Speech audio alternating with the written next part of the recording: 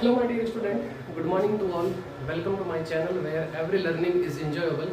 और आज की क्लास में पढ़ेंगे जो हमने गति की समीकरण है जो हमने पिछली क्लास में पढ़ी थी उससे हम आगे बढ़ेंगे। और आज की क्लास में हम कलन विधि पढ़ेंगे कि हम गति की समीकरणों को जो हम कलन विधि से जो हम कैसे डिराइव कर सकते हैं, ठीक है ना, उसका जो हम प्रूफ देखेंगे। तो पिछली क्लास में हमने ग्राफ जो विधि पढ़ी थी जिसके बारे में आप 9th क्लास में पढ़ चुके हो और आप जो अब 11th क्लास में आपने वापस उसको जो एक बार रिवाइज कर लिया, ये समझ लीजिए। लेकिन अब थोड़ा डिटेल में पढ़ेंगे हम उसको, है ना, उस पर रिलेटेड कुछ अच्छे एग्जाम्पल भी करेंगे। आज भी जो है मैं आपको 1-2 एग्जाम्पल करवाऊंगा और फिर जो नेक्स्ट क्लास जो हमारी होने वाली है वो पूरी ये समझ लीजिए गति के समीकरण पे होने वाली है। और उसमें मतलब अगली क्लास में मैं जो आपको पूरे न्यूमेरिकल करवाने वाला हूँ। आ रही बात समझ में? सब न्यूमेरिकल करेंगे उसके अंदर, क्लियर है। और आज जो है वो हम एक नया मेथड है कलन मेथड, जिसको हम मतलब इस मेथड में करना क्या हमें, कलन का मतलब आप इस तरीके से समझिए, हमें अवकलन और समाकलन करने हैं इसके अंदर। आगे बात समझिए। तो मेनली हमें समाकलन ही करना है, ठीक है ना। अवकलन की तो जरूरत पड़ेगी नहीं इसके अंदर, लेकिन हमें क्या करना पड़ेगा, यहाँ पे समाकलन करना पड़ेगा। और समाकलन के लिए सिर्फ और सिर्फ 2 फॉर्मूले आपको याद रखना है, मैं भी लिखवा दूंगा आपको, ठीक है ना। उसी से रिलेटेड जो है वो हम मतलब इसी बेस पे जो मैं आपको 2 एग्जाम्पल लिखूंगा उसी बेस पे जो है हमें पूरी इक्वेशन जो है हम डिराइव करेंगे, क्लियर है। ओके, तो शुरू करें अपने आज की क्लास। गति के समीकरण है कलन विधि। ग्राफिक विधि मैंने आपको पिछली क्लास में करवा दी, ठीक है ना। आज करते हैं कलन विधि। तो कलन विधि में सबसे पहले हमारी फर्स्ट इक्वेशन कौन सी है, सभी जानते हैं, v = u + at, उसको हम डिराइव करते हैं। तो देखो हमें ये चीज़ पता है कि त्वरण क्या होता है। देखो त्वरण से जरूरत करो, त्वरण हम जानते हैं कि a = क्या होता है, dv/dt, सबको पता है, बताया था मैंने आपको। आप जो है वो वेग का, आप अगर वेग का जो है अवकलन करते हैं तो आपको क्या मिलता है, त्वरण मिलता है। ये चीज़ हमने पढ़ी। इस dt को इधर शिफ्ट कर दो तो आपके पास में यहाँ से ये dv = क्या मिल जाएगा, dv = मिल जाएगा a dt, क्लियर। अब आप क्या करिए, इसका दोनों तरफ समाकलन करने का, दोनों तरफ समाकलन करने पर। तो दोनों तरफ जब आप समाकलन करोगे तो कैसे करेंगे, integration dv = integration a dt, ये समाकलन का साइन होता है, मैंने बताया था। अब आपको यहाँ पे जो है ना 2 फॉर्मूले याद रखना है। वो 2 फॉर्मूले कौन कौन से हैं, एक तो आपको ये याद रखना है कि इंटीग्रेशन अगर आप dx का करते हो तो क्या निकल के आता है x, और इंटीग्रेशन आप x की घात n dx का करते हो तो आता है x की घात में, तो क्या करो आप 1 जोड़ दो और बटे घात +1 कर दो। ये मैंने आपको बता रखा है। ये दो फॉर्मूले यहाँ पे यूज होने वाले हैं। अगर मान लो यहाँ पे dt लिखा हुआ होगा तो t हो जाएगा, अगर यहाँ पे t की पावर n होगा तो यहाँ पे t की पावर n+1 बटे n+1 हो जाएगा। बोलो सही है। चलिए अब हम क्या करते हैं, यदि अब यहाँ पे आपको लगानी पड़ती है लिमिट, यहाँ जो समाकल के ऊपर और नीचे जो है वो लिमिट लगती है। वो लिमिट कैसे लगती है पहले मैं आपको बता देता हूँ। देखो चलो एक चीज़ मैं आपको बताऊँ, अगर मान लीजिए एक जगह पर खूब सारी चीज़ें बिखरी हुई है, एक जगह पर खूब सारी चीज़ें बिखरी हुई, मैं आपको बोलूँ कि उनको इकट्ठा करो, ठीक है, तो वो तो मैंने आपको लिमिट नहीं बताई ना कि आपको यहाँ से यहाँ तक की जो है वो आपको कवर करनी है ना, या आपको जो है वो 2 मीटर से 4 मीटर के बीच में आपको कवर करनी है, ये मैंने आपको नहीं बोला। मतलब है कि मैंने आपको लिमिट नहीं लगाई, बस चीज़ें बिखरी हुई थी, मैंने आपको बोला कि जो है उनको इकट्ठा करना हो, तो उसके लिए लिमिट नहीं थी। सारी बात समझ में। और लिमिट में ही होता है जैसे मैंने आपको बोल दिया कि सिर्फ इतने से एरिया में ही जो है वो आपको करनी चीज़ें इकट्ठा करनी है, तो इसका मतलब आप उससे बाहर नहीं जा सकते, वो होती है लिमिट, ठीक है ना। तो आप कहाँ से मतलब जैसे मान लो 0 से स्टार्ट किया और 4 मीटर तक चले गए, तो ये एक आपकी लिमिट होगी। तो इस तरीके से यहाँ पे ये चीज़ बोल रहा हूँ। और लिमिट किसके सापेक्ष लगती है, लिमिट भी ध्यान रखना, लिमिट भी किसके सापेक्ष लगती है, जिसके सापेक्ष आप समाकलन कर रहे हो, जिसके सापेक्ष आप समाकलन कर रहे हो। तो यहाँ हम देखो v के सापेक्ष जो समाकलन कर रहे हैं और यहाँ हम जो है t के सापेक्ष समाकलन कर रहे हैं। और किसी को पता नहीं हो कि किसके सापेक्ष पता कैसे करें, तो ज़्यादा जो d के साथ में लिखा होता है ना dt या dv, उसी के सापेक्ष जो हम समाकलन कर रहे होते हैं। बायोलॉजी वालों के लिए थोड़ी सी प्रॉब्लम आएगी क्योंकि पूरी मैथमेटिक्स से ये समझ लेना यहाँ पर। अरे बात समझो, मैथ्स वाले समाकलन और अवकलन 12th में बहुत ही डिटेल में पढ़ेंगे, ठीक है ना। तो अभी दोनों को प्रॉब्लम आएगी, थोड़ी बहुत प्रॉब्लम आएगी, तो हमने समाकलन और अवकलन नहीं सीखा है। तो मैं अगली क्लास मतलब जब ये चैप्टर खत्म हो जाएगा तो मैं अवकलन और समाकलन पे एक डिटेल वीडियो लेकर आऊँगा, ठीक है ना। उसमें आपको पूरा सिखा दूंगा कैसे समाकलन करना है, कैसे अवकलन करना है। आगे बात समझ में, तो उससे आपकी सारी चीज़ें क्लियर हो जाएगी। बेसिक मैं आपको अवकलन और समाकलन सिखा दूंगा, क्लियर है। चलिए अब मान लीजिए कि यदि t = 0 पर, t = 0 पर मान लिया कि उसका जो वेग था वो क्या था, प्रारंभिक वेग u था। अब तथा और कोई भी टाइम मान लिया कि जैसे t = t पर, कुछ भी हो सकता है, वैसे मैं t ले रहा हूँ, ठीक है ना। उसका मान लिया कि उसका वेग क्या था, v था। आगे बात समझ। अब लिमिट कैसे लगाते हैं, तो देखो नीचे तो आती है लोअर लिमिट, ऊपर आती है हायर लिमिट, ठीक है ना, या लोअर या अपर ऐसे भी बोल सकते हैं। तो t इज इक्वल टू 0 और t is equal to t, ये अपर हो गई और ये लोअर हो गई। अरे बात समझ में। और इस तरीके से आपके पास में v is equal to u से v is equal to v, तो ये आपके पास में ये लोअर लिमिट और ये अपर लिमिट। अरे बात समझ में, अपर लिमिट माइनस लोअर लिमिट, इस तरीके से। सॉरी, अपर लिमिट और लोअर लिमिट, माइनस नहीं, वो तो अब जब अपन समाकलन कर लेंगे ना तब कैसे लिमिट कैसे लगाने वो बताऊंगा मैं। तो इसको लोअर लिमिट बोलते हैं, इसको अपर लिमिट बोलते हैं, ठीक है ना। इस तरीके से देखो, कहने का मतलब ये है कि t इक्वल टू 0 पे उसका वेग जो है वो u है, तो t इक्वल टू p पे उसका वेग कितना है, v है। इस तरीके से अभी तो हम फर्स्ट इक्वेशन कर रहे हैं, अभी सेकंड करेंगे, थर्ड करेंगे, तो चीज़ें समझ जाओगे कि आप कैसे करना है। चलिए, अब जैसे कि देखो dv, जैसे मेरा होता है dx का इंटीग्रेशन क्या होता है, x होता है, तो dv का इंटीग्रेशन क्या हो जाएगा, v हो जाएगा। तो यह हो जाएगा आपके पास में ये v, और ये आपके पास में लिमिट यहाँ लगा लो इनकी u और v। जब इंटीग्रेशन कर लेते हैं ना तो लिमिट का लगाते हैं ब्रैकेट के ऊपर, मतलब ब्रैकेट के बाहर लगाते हैं यहाँ पे, इस तरीके से। अब a तो कांस्टेंट है, बाहर आ जाएगा। इस तरीके से देखो dt का इंटीग्रेशन क्या हो जाएगा आपके पास में, t हो जाएगा। जैसे dx का x हो गया, dv का v हो गया, तो dt का क्या हो जाएगा, t हो जाएगा। और लिमिट लगा लेंगे हम कहाँ से, 0 से।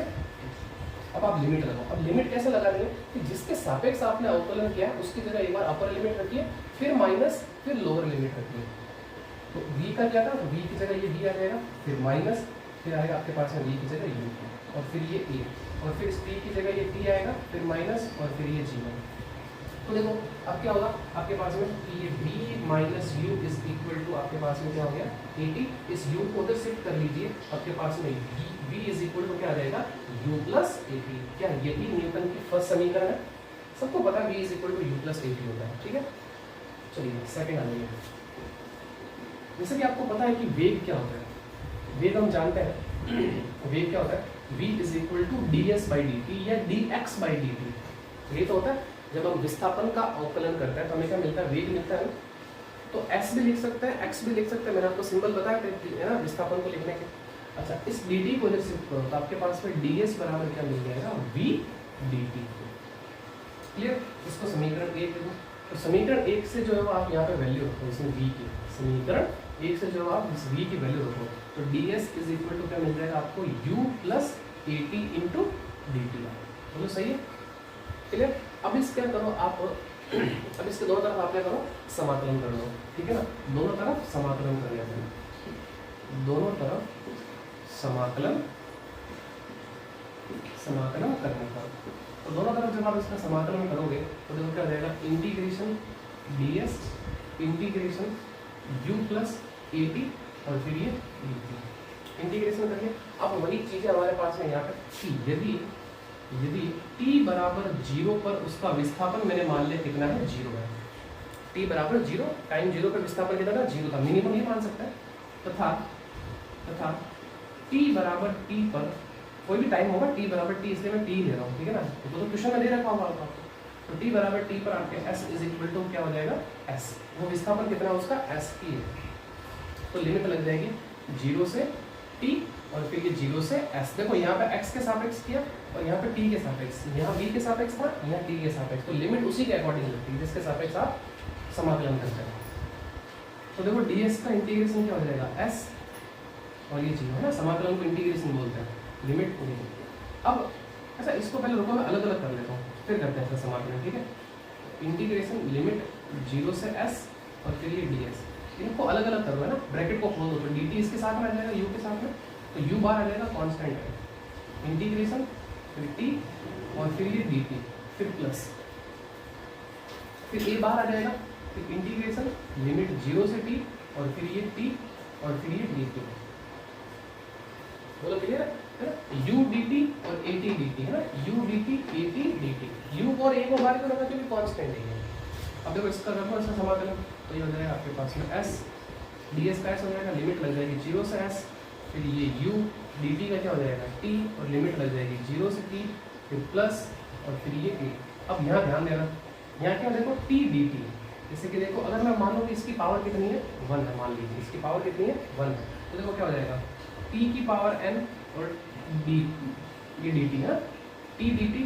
तो इसका मतलब हमारे पास में पावर कितनी है, 1 है, तो 1 में 1 ऐड कर देंगे तो आपके पास में कितना हो जाएगा, t² बटे 2, और लिमिट लग जाएगी 0 से t। अब समझ में आ गया होगा आपको कैसे करना है, ठीक है ना। अगर टी हो ना तो उसको अंदर रखते हैं, देखो यहाँ ए है तो ए को अंदर रखेंगे ही नहीं, क्योंकि हमारे पास में तो हम किसके सापेक्ष कर रहे हैं, टी के सापेक्ष, तो जिसके सापेक्ष करते हैं उसी को अंदर रखता है, बाकी को बाहर ले लेते हैं। यहाँ पे देखो लिमिट लगा लो, लिमिट कैसे लगाएंगे, अपर लिमिट फिर माइनस लोअर लिमिट, फिर ये फिर अपर लिमिट फिर माइनस इसकी जगह एक बार लोअर लिमिट फिर प्लस। अब देखो 1/2 तो कांस्टेंट है, बाहर आ जाएगा, है ना, कांस्टेंट मतलब लिमिट लगती नहीं है। और फिर ये ए, अब लगाओ लिमिट, तो ये क्या दे रहा है टी स्क्वायर और फिर माइनस 0 स्क्वायर, है ना। एक बार अपर लिमिट लगा ली, एक बार लोअर लिमिट लगा ली, ठीक है। तो s माइनस 0 क्या हो जाएगा, s u इंटू टी क्या हो जाएगा, ut फिर प्लस 1/2 और फिर ये a, t को मल्टीप्लाई करेंगे अंदर, मतलब इसको मल्टीप्लाई करके हो जाएगा at स्क्वायर और फिर ये 0 हो जाएगा।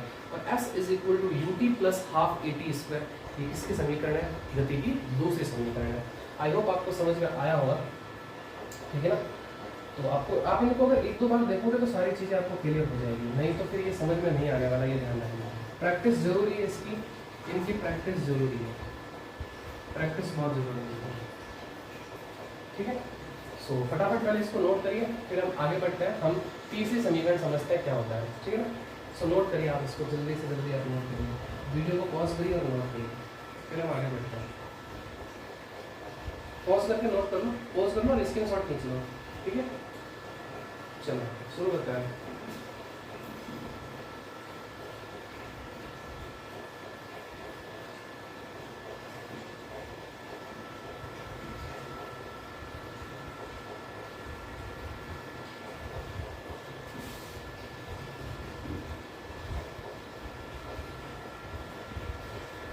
आप साथ साथ पढ़ते रहिए, साथ साथ नहीं पढ़ोगे तो बहुत दिक्कत हो जाएगी, ठीक है ना।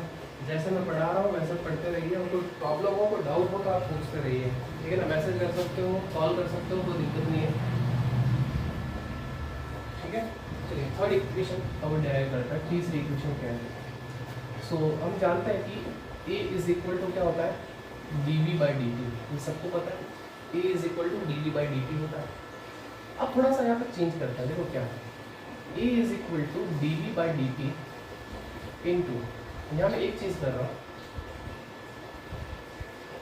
यहाँ मैं ds से मल्टीप्लाई और ds से जो है डिवाइड कर रहा हूँ। क्या क्या मैंने यहाँ पे ds से मल्टीप्लाई और ds से डिवाइड। आपको पता है कि किसी समीकरण अगर हम कुछ मल्टीप्लाई करते हैं और डिवाइड करते हैं वापस उसी जो डिजिट से या उसी संख्या से, तो उससे कोई फर्क नहीं पड़ता है। आई बात समझ में, ये कट जाएगा, वापस आपके पास में dv/dt बन जाएगा, ठीक है। इसका करने का रीजन बताता हूँ मैंने क्यों किया ऐसा।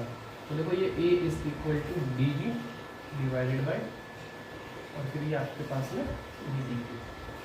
अब ds को एक बार मैंने इधर ले लिया और ये ds को मैंने इधर ले लिया, मतलब इनकी जगह मैंने चेंज किया, ds को इधर लेके आ गया, dt को इधर लेके चला गया। अब इससे हुआ क्या, ये करने से हुआ क्या, तो आपको पता होगा ये क्या बना, ds/dt, सबको पता है, वेग बन गया, है ना। v is equal to ds/dt मैंने आपको बताया था। तो ये हो जाएगा आपके पास में a is equal to dv/ds multiply, इसकी जगह क्या आ जाएगा v, क्योंकि हमें पता है कि v इज इक्वल टू क्या होता है, dv/dt होता है। आई बात समझ में। अब क्या करो, आप इस ds को इधर शिफ्ट कर लो, आपके पास में क्या हो जाएगा, देखो a, या इसको ऐसे लिख लेते हैं, v dv is equal to a ds।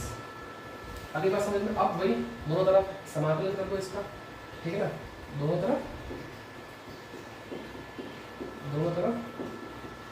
समाकलन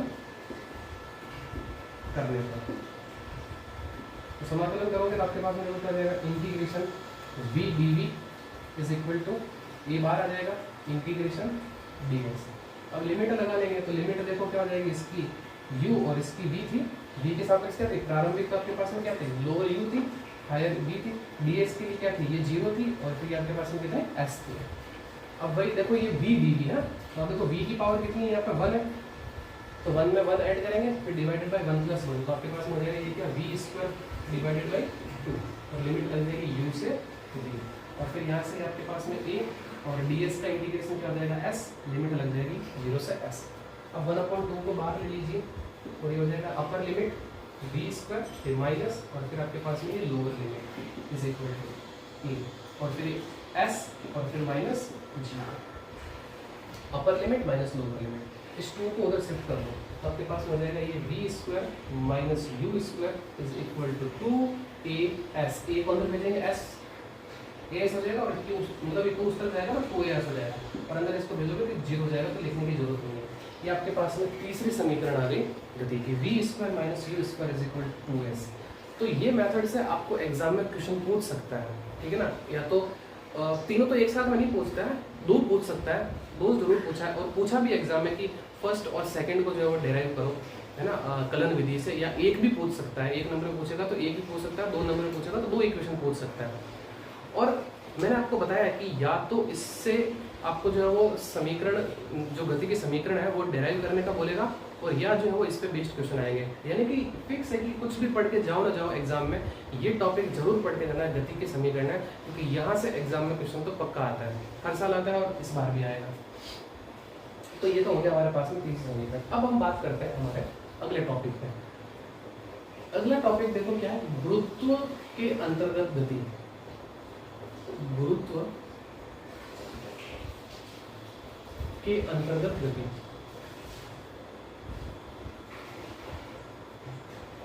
गुरुत्व के अंतर्गत गति। तो देखो हमने ये जो फॉर्मूले निकाले हैं, ये जो फॉर्मूले निकाले हैं, ये उनके लिए निकाले हैं जो ऑब्जेक्ट अर्थ पे मूव करते हैं, अर्थ पे मूव करते हैं, उनके लिए ये फॉर्मूले है ना, एक समान गति के लिए। अगर मान लो कोई ऑब्जेक्ट को अपन ऊपर फेंकते हैं या वो ऑब्जेक्ट को नीचे आता है, उसके लिए जो गति होती है, उसके लिए फॉर्मूले में क्या चेंज होगा, बस वही ध्यान रखना है, बाकी सारी चीजें वही है, ठीक है ना। तो देखो गुरुत्व के अंतर्गत गति, देखो यदि कोई वस्तु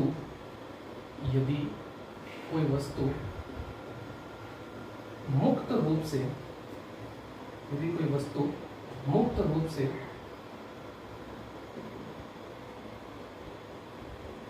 गुरुत्व के अंतर्गत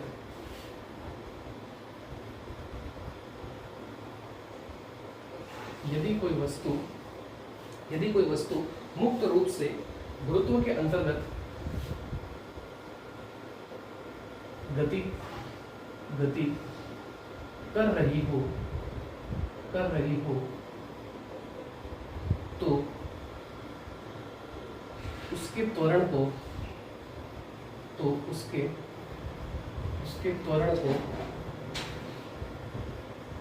क्या बोलते हैं, गुरुत्वीय त्वरण। और गुरुत्वीय त्वरण को हम किससे लिखते हैं, जी से लिखते हैं। मैंने आपको बता रखा है पहले, एक बार जब मैंने विमा पढ़ाया था तो वहां पे गुरुत्वीय त्वरण भी आया था, तो गुरुत्वीय त्वरण कहते हैं। तो यदि कोई वस्तु आपके पास में मुक्त रूप से गुरुत्व के अंदर गति कर रही है तो उसके त्वरण को हम क्या बोलते हैं, गुरुत्वीय त्वरण बोलते हैं। अगली बात समझ में। अच्छा, अब वस्तु देखो ऊपर भी जा, अपन वस्तु को ऊपर भी फेंक सकते हो और वस्तु नीचे भी आ सकती है, दोनों चीजें होती है। तो देखो क्या होता है, यदि अगर आपके पास में वस्तु, अच्छा एक चीज और बता देता हूँ मैं आपको यहाँ पे, एक चीज मैं और चीज बताता हूँ आपको यहाँ पे कि इस g की वैल्यू होती कितनी है, g की वैल्यू की बात करता है। तो जो आपके पास में ये जो g की वैल्यू होती है ना, वो होती है आपके पास में 9.8 मीटर पर सेकेंड स्क्वायर। ये फिक्स है इसकी वैल्यू, g की वैल्यू, ठीक है ना। या हम ये भी बोल सकते हैं, या अगर आप इसको अप्रॉक्सीमेट अगर आप न्यूमेरिकली लो तो ये 10 मीटर पर सेकेंड स्क्वायर पे लिख सकते हो। जब हम न्यूमेरिकल करेंगे ना तो 9.8 को सॉल्व करना इतना आसान नहीं रहेगा जितना हम 10 को कर सकते हैं ना, तो 9.8 और 10 लगभग सेम है, हमारी बात समझ में, अप्रॉक्सीमेट सेम है, तो आप इसको यूज कर सकते हो न्यूमेरिकल में। और अगर हाँ क्वेश्चन में कई बार क्या ना ब्रैकेट में जी की वैल्यू दे रखी होती है, अगर 9.8 क्वेश्चन में दे रखा है तो आपको 9.8 ही लेना है, और अगर 10 दे रखा है तो आपको 10 ही लेना है। अगर कुछ भी नहीं दे रहा हो तो बोले सर कुछ भी नहीं दे रहा, तो जो आपकी इच्छा हो वो ले लो, हमारी बात समझ में, 10 ले लो तो सबसे बेस्ट रहेगा, ताकि मतलब कैलकुलेशन में इजी रहेगा ना। 9.8 को काटना आपके लिए थोड़ा मुश्किल हो सकता है क्योंकि प्रैक्टिस नहीं होगी आपकी, और 10 को काटना बहुत ईजी रहेगा, है ना। अब अगर मान लो कोई वस्तु, अगर कोई वस्तु ऊर्ध्वाधर नीचे की ओर आ रही है, ये ध्यान रखना कैसे, अगर कोई वस्तु ऊर्ध्वाधर नीचे की ओर आ रही है ना, जैसे कि ये वस्तु नीचे की ओर आ रही है, तो जो इक्वेशन होती है न्यूटन की गति की, वो क्या हो जाती है, v = u + gt। यानी कि यहाँ पे जो हम g की वैल्यू लेते हैं ना वो प्लस g लेते हैं, ये ध्यान रखना। यहाँ g की वैल्यू हम क्या लेते हैं, प्लस g लेते हैं। अब बोलोगे sir v is equal to तो u प्लस at होता है, a क्या होता है, त्वरण होता है, g क्या है, गुरुत्व त्वरण है। तो a हम तब यूज करते हैं जब अगर कोई वस्तु अर्थ पे चल रही होती है, वहां हम a की बात करते हैं, ठीक है। अब इस तरीके से s is equal to ut plus half gt square, यानी कि यहाँ पे जो आपके पास में जो a है ना, जो आपके पास में a है वो g में बदल चुका है, ये ध्यान रखो। a किस में बदल चुका है, g में बदल चुका है। और इस तरीके से v square minus u square is equal to हो जाएगा आपके पास में कितना, 2gs। क्लियर। अच्छा कोई बोले सर वस्तु अगर ऊर्ध्वाधर ऊपर की ओर जा रही हो तब समीकरण क्या होगी, तो वो भी बात कर लेते हैं। ऊर्ध्वाधर ऊपर की ओर, चलिए अब बात कर लेते हैं साथ में। अगर वस्तु ऊर्ध्वाधर ऊपर की ओर जा रही होगी तब क्या होगी समीकरण। तो यहाँ पर हम जो है वो g को कैसा लेंगे, g को हम लेंगे माइनस का g, तो इसका मतलब a इज इक्वल टू हम क्या यूज करेंगे, माइनस g।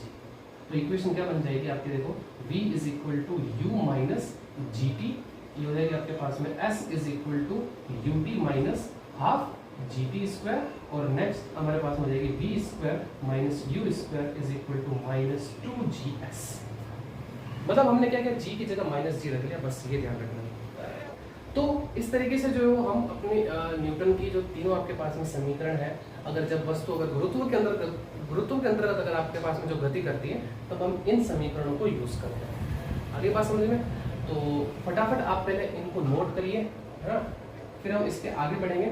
हम 2 एग्जाम्पल करेंगे, काफ़ी अच्छे एग्जाम्पल करवाने वाला हूँ, ठीक है ना, और काफ़ी इंपॉर्टेंट है, एग्जाम में पूछे जा सकते हैं, और कुछ मैं आपको होमवर्क में भी दे दूँगा, ठीक है। सो फटाफट वीडियो को पॉज करिए और इसको नोट करिए, फिर हम आगे बढ़ते हैं। ऑलराइट माय डियर स्टूडेंट, अब आगे बढ़ते हैं। हम 2 एग्जाम्पल करते हैं, जो हमने गति की समीकरण पढ़ी है उससे रिलेटेड हम 2 एग्जाम्पल करते हैं। काफ़ी अच्छा एग्जाम्पल लिए मैंने यहाँ पे, इसमें आपके न्यूटन की फर्स्ट, सेकंड और थर्ड तीनों इक्वेशन जो है वो यूज हो जाएंगी दोनों एग्जाम्पल में मिला के, ठीक है। तो पहला एग्जाम्पल पढ़ते हैं, क्या है कि एक व्यक्ति किसी गेंद को ऊपर फेंकता है तथा 8 सेकंड पश्चात पुनः कैच कर लेता है। एक व्यक्ति ने क्या किया, गेंद को ऊपर फेंका और 8 सेकंड पश्चात उसने उस कैच को पुनः, मतलब उस बॉल को जो है उसने पुनः कैच कर लिया। तो आपको ये बताना है, तो ज्ञात कीजिए कि किस वेग से गेंद को ऊपर फेंका गया। क्लियर, वेग बताना आपको गेंद का क्या था, ठीक है ना। इसका मतलब प्रारंभिक वेग पूछा है, कितनी ऊंचाई पर गेंद का वेग शून्य हो जाएगा। अच्छा आप उसको फेंकोगे तो एक समय बाद तो वो बॉल वापस नीचे आएगा, तो बॉल वापस नीचे कब आएगी, जब उसका वेग शून्य हो जाएगा। तो मान लीजिए यहाँ पे कोई एक व्यक्ति खड़ा था, ठीक है, यहाँ पे कोई व्यक्ति ये खड़ा था और इसके हाथ में ये बॉल, उसने क्या किया, इस बॉल को ऊपर फेंका और मान ली इस जगह पे उसका वेग क्या हो गया, 0 हो गया। तो एक तो बताना है कि आपको इसकी ऊंचाई कितनी है, और एक बताना आपको इसका वेग क्या था बॉल का। यह 2 चीज आपको पूछी, एक तो ऊंचाई पूछी और एक आपको प्रारंभिक वेग पूछा। तो आपको क्वेश्चन में क्या दे रखा है, एक तो दे रखा 8 सेकंड पश्चात। देखो 8 सेकंड क्या है, गेंद को ऊपर फेंकी और वापस नीचे कैच करने में 8 सेकंड लगा, ये ध्यान रखना। आपको यहाँ से ऊपर फेंकने में जब उसका वेग 0 हो जाता है ना, मतलब अब आपको बताना है कि इसका प्रारंभिक वेग क्या था, मतलब गेंद को ऊपर फेंकते समय क्या वेग था वो बताना है, ना कि नीचे आते समय क्या वेग था वो बताना है। तो इसका मतलब हमें पता है कि v इज इक्वल टू क्या होता है। अच्छा ये देखो कि आपके पास में जो बॉल है वो बॉल को आप कहाँ फेंक रहे हो, बॉल का जा रही है ऊपर की ओर, ये ध्यान रखना, बॉल का जा रही है ऊपर की ओर। तो जब आप किसी वस्तु को आप ऊपर की ओर फेंकते हैं तो हम जो है वो g की वैल्यू जो है वो क्या लेते हैं, निगेटिव लेते हैं। तो इसका मतलब v इज इक्वल टू क्या हो जाएगा, u माइनस gt। बोलो सही है। अब वेग, तो वेग तो मतलब अंतिम वेग तो आपके पास में क्या हो चुका है, 0 हो चुका है। u तो हमें कैलकुलेट करना है और g की वैल्यू क्वेश्चन में नहीं दे रखी है, तो हम क्या लेंगे, 10 लेंगे, हमारे लिए बहुत इजी रहेगा। और टाइम मैं बताऊं आपको तो 4 सेकंड ना कि 8 सेकंड, क्योंकि जितना ऊपर जाने में समय लगेगा उतना वापस नीचे आने में भी लगेगा, ये मान के चलते हैं हम। तो इसका मतलब 10 × 4, तो ये तो अगर 40 इधर आएगा तो u बराबर आपके पास में कितना आ गया, 40 मीटर पर सेकेंड, यानी कि उसका वेग कितना था, प्रारंभिक वेग जब उस बॉल को ऊपर फेंका गया 40 था। समझ में ना आए तो वीडियो को बैक करके वापस से देखिए। बॉल को सिर्फ यहाँ से यहाँ तक पहुँचाने में कितना टाइम लगा, वो 4 सेकंड है, ठीक है ना। तो ऊपर फेंकते समय क्या वेग था वो ये, तो अंतिम वेग तो 0 हो जाएगा। अरे बात समझ में। तो ये तो था आपके पास में फर्स्ट। नाउ सेकंड आपको क्या पूछा है, कितनी ऊंचाई पर गेंद का वेग 0 हो जाएगा। आपको ये बताना है कि वो कितनी ऊंचाई तक जाए। तो हम क्या करते हैं, हम न्यूटन की तीसरी इक्वेशन पता है ना हमें, v square minus u square is equal to -2gs। Minus क्यों ले रहे हैं, क्योंकि वस्तु ऊपर की ओर फेंकी जा रही है। ये ध्यान रखना, नीचे की ओर आती तो हम प्लस लेते हैं, ऊपर की ओर फेंक रहे हैं तो माइनस लेंगे। तो ये तो क्या आपके पास में जीरो, क्वेश्चन में दे रखा है v is equal to zero, आपको बोला है मैंने। फिर माइनस यू स्क्वायर, तो यू कितना आपके पास में 40 × 40 is equal to -2 into g की वैल्यू कितनी लेंगे हम 10, एस की वैल्यू हमारे पास में ऊंचाई, तो एस हम क्या करते हैं एक्स लिख देते हैं, क्योंकि एस क्या है दूरी तो होती है, तो ऊंचाई भी क्या है एक तरह से दूरी, तो एस को जो है हमने किससे रिप्रेजेंट कर दिया यहाँ पे एच से, ही ध्यान रखना। तो अब देखो ये जीरो तो हटा लो, ये माइनस से ये माइनस आपके पास में कैंसिल हो जाएगा, ये एक जीरो से ये जीरो चला जाएगा, तो ये आपके पास में कितना हो गया यहाँ पे 4 × 16 160, 2 को नीचे लेके आ जाओ बटे 2 और फिर ये h, तो h बराबर कितना आ गया 80 मीटर, यानी कि 80 मीटर जो है वो उसकी ऊंचाई है। कितने मीटर तक गया 80 मीटर जो है वो बॉल ऊपर जाएगी, तब उसका वेग क्या हो जाएगा जीरो हो जाएगा। आ रही बात समझ में, तो यहाँ तक आपको जो है वो अच्छे से आ जाना चाहिए। अब ये क्वेश्चन, तो देखो दोनों इक्वेशन हमने यहाँ पे यूज कर ली। अब अगले क्वेश्चन पे चलिए। अब अगला क्वेश्चन आपको क्या कहता है कि ऊर्ध्वाधर ऊपर की ओर गतिशील हेलीकॉप्टर से 500 मीटर की ऊंचाई से एक पत्थर डाला जाता है। जमीन से उसकी ऊंचाई कितनी है 500 मीटर ऊपर जो है हेलीकॉप्टर उड़ रहा है, उससे जो है वो आपके एक पत्थर वहां से फेंका गया, तो पत्थर का ऊपर तो शायद ही रहेगा, आएगा तो नीचे आएगा। वह पत्थर 6 सेकंड बाद पृथ्वी पर पहुंचता है, 6 सेकंड बाद जो वो नीचे आ गया, तो पत्थर को डालते समय हेलीकॉप्टर का वेग क्या था, आपको क्या बताना है, पत्थर को डालते समय हेलीकॉप्टर का वेग क्या था। इसका मतलब जब पत्थर फेंक रहे थे ना, तब इसका मतलब उसका वेग बताना है क्या, ना कि पत्थर नीचे आया तब उसका वेग बताना है हेलीकॉप्टर का क्या था। तो इसका मतलब ये है कि हमें प्रारंभिक वेग बताना है, अंतिम वेग नहीं बताना है। तो क्वेश्चन में आपको देखो ऊंचाई दे रखी है, एच कितना दे रखा है 500 मीटर दे रखा है आपको, ना टाइम दे रखा है आपको कितना 6 सेकंड दे रखा है ना। तो देखो भाई आप सेकंड इक्वेशन यूज करिए आप, तो क्या होगा second equation s is equal to u। अच्छा ये भी तो ध्यान रखो, पत्थर कहाँ आ रहा है, पत्थर कहाँ आ रहा है नीचे की ओर, तो पत्थर जब नीचे की ओर आ रहा है, तो जब हम आप इक्वेशन यूज करेंगे तो क्या करेंगे s is equal to ut plus half gt square. हम यहाँ पे जो है प्लस वाली इक्वेशन यूज करेंगे, माइनस वाली नहीं, क्योंकि उधर नीचे की ओर आ रही है। तो s की जगह आपके पास में यही वही s बोलो चाहे h बोलो, बात एक ही है। तो कितना 500, ये u तो हमें कैलकुलेट करना है, u तो हमें यहाँ पे कैलकुलेट करना है, ठीक है। और t देगा आपको कितना 6 प्लस 1/2, g की वैल्यू कितनी 10, t की वैल्यू कितनी 6 × 6। क्लियर है यहाँ तक। चलिए अब देखो 2 से ये कट जाएगा कितनी बार 5 बार, ये आपके पास में 500, ये बराबर कितना 6u और फिर प्लस 6 × 5 30 और फिर 6 से मल्टीप्लाई करेंगे कितना हो जाएगा 180, ये 180 इधर आएगा, तो 500 माइनस 180 बराबर कितना 6u। तो कितना बचा आपके पास में यहाँ पे 320 बटे ये 6 नीचे आ जाएगा और बराबर u। तो अब आप जब इसको डिवाइड करोगे तो u बराबर कितना, देखो कितनी बार जाएगा 6 × 5 30, पीछे बचे आपके पास में 2, 6 × 18, फिर पीछे 2 बचे, फिर 6 × 18, इस तक इसका कितना आया 53.33 मीटर पर सेकंड, ये उसका वेग था। आ रही बात समझ में। इस तरीके से क्वेश्चन आते हैं एग्जाम के अंदर, ठीक है ना। तो इससे ज़्यादा टफ एग्जाम क्वेश्चन नहीं पूछ सकता। आ रही बात समझ में। हालांकि मैं कल जो आपके पास में क्लास लेके आऊँगा उसमें हम सारे यही क्वेश्चन करने वाले हैं इस तरीके के, क्लियर। तो ये काफ़ी इंपॉर्टेंट है और काफ़ी इंपॉर्टेंट क्लास भी है कल की। तो नेक्स्ट क्लास जब भी होगी हमारी, तो उसमें ये ध्यान रखना कि हम सारे के सारे क्वेश्चन करने वाले हैं गति के समीकरण पर। तो काफ़ी अच्छे क्वेश्चन लेके आऊँगा, कुछ क्वेश्चन आपको होमवर्क में भी दे दूँगा। क्लियर है था। आई होप आपको ये 2 एग्जाम्पल समझ में आ रहे होंगे, ठीक है। नहीं समझ में आया तो एक बार वापस से देख लेना, कुछ प्रॉब्लम आए तो कॉल कर देना, मैसेज कर देना, हम आपके डाउट को क्लियर कर देंगे, ठीक है। तो मिलते हैं नेक्स्ट वीडियो में, तब तक यहाँ तक इसको नोट करिए, फिर अपनी अगली क्लास में जो हम न्यूमेरिकल करेंगे, ठीक। चलिए आज की क्लास हम यही बैंड अप करते हैं, मिलते हैं नेक्स्ट वीडियो में, तब तक थैंक यू सो मच।